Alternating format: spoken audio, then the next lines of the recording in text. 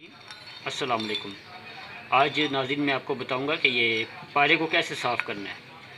ये पारा आपको नज़र आ रहा है, इसको हमने 7-8 दफ़ा, ये 8वीं दफ़ा हमने जो है ये नमक के साथ इसको खरल किया है। ये पारे का वज़न था 100 ग्राम और इसमें जो नमक डाला था वो तकरीबन 450 ग्राम से लेके 500 ग्राम तक नमक डाला है। तो इसको बार बार हम नमक डाला है और नमक डालने के बाद उसको तकरीबन 1 घंटा तक उसकी रगड़ाई की है। 1 घंटा रगड़ाई करने के बाद फिर हमने उसको बार बार हम उसको पानी से धोते रहे। तो ये देखें 8वीं दफ़ा के बाद ये पारा कितना बेहतरीन ये साफ़ सुथरा हो गया है। अब ये सिल्वर कलर में नज़र आ रहा है। उससे पहले पारा जो था उसमें स्याही माइल था, उसमें बहुत ज़्यादा स्याही थी। और ये देखें ये जो हमने पानी निकाला है उसका, ये बिल्कुल कितना काला पानी निकला है। ये इसको जो अभी 8वीं दफ़ा के बाद भी थोड़ा सा, इससे पहले तो ये बहुत ज़्यादा पानी काला होता था और इसमें नीचे भी बहुत कालिक बैठी होती थी, लेकिन अब जो इसमें कालिक बहुत कम आ गई है निस्बतन ये आखिरी दफ़ा। तो इसको 8 से 10 दफ़ा जो है इसको बार बार नमक में खरल करना है। फिर उसके बाद इसमें हम पानी इस तरह डाल देते हैं, ये ज़्यादा सा पानी डाल के उसको यूँ यूँ धोते हैं तो नमक जो है सारा पानी में घुल जाता है और इस नमक वाले पानी को इसमें हम ऐसे गिरा देते हैं। ये देखें नमक वाला पानी ऊपर से इसको गिरा देते हैं।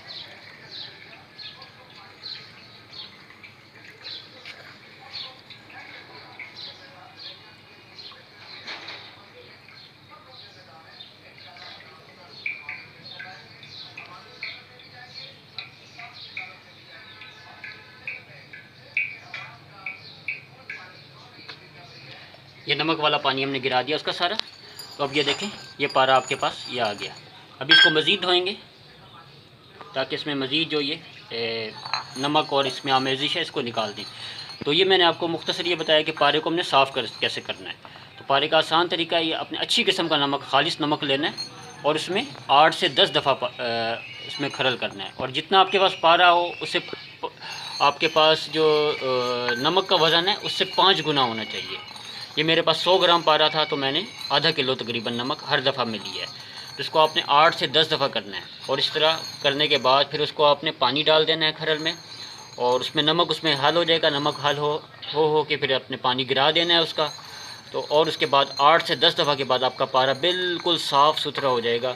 इस पारे को आप मुख्तलिफ़ किस्म की दवाओं में और जो आपका मकसद है उसमें इस्तेमाल कर सकते हैं। पारे को कुश्ता करने के लिए, पारे को मुख्तलिफ़ दवाओं में इस्तेमाल करने के लिए आप इस्तेमाल कर सकते हैं। तो इससे आगे इंशाल्लाह मैं आपको नेक्स्ट वीडियो में बताऊँगा। तो हमारे चैनल को सब्सक्राइब करें और शेयर करें। अल्लाह हाफ़िज़।